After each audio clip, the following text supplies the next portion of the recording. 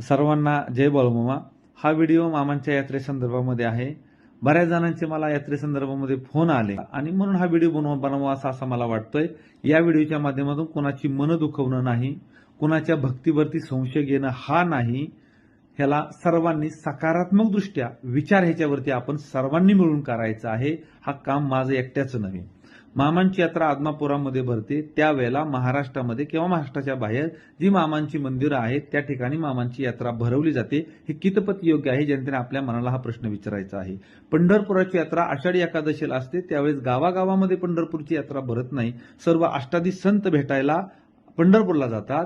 आणि मग ह्या मामांच्या यात्रेला सुद्धा 33 कोटी देवांची हजेरी त्या गादीला आहे. अष्टादीस संत त्या ठिकाणी येणार आहेत. मामांचा गोतावळा आदमापुरामध्ये येणार आहे. पण त्यावेळेस आपण कशी यात्रा गावामध्ये भरू शकतो?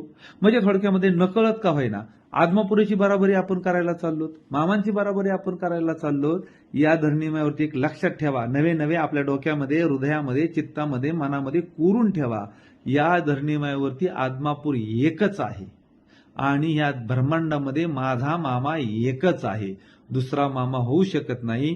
कृपया करून मामांच्या यात्रेवेळेस यात्रा भरून मामांची बराबरी, आदमापुराची बराबरी करण्याचा प्रयत्न कुणी करू नका. ही चुकीचं आहे.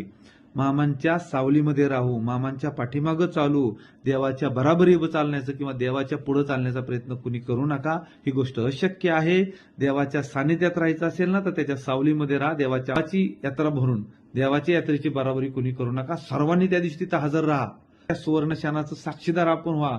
देव साक्षात जगाची भविष्यवाणी करणार त्या सुवर्णशानाचा लाभ आपण घ्यायचा आहे. देवाची यात्रा भरून आपण देवाची बराबरी करायची नाही, एवढी गोष्ट लक्षात ठेवा. मामांचे नियम तुम्ही आम्हीच पाळायचे, तुम्ही आम्ही जपायचे आणि तुम्ही आम्हीच हे नियम पुढे चालवायचे आहेत. तुम्ही आम्ही हे नियम मोडून वेगळी दिशा दाखवण्याचा प्रयत्न करतो, हे करू नका. एवढे हात जोडून सर्वांना विनंती आहे. जय बाळूमामा.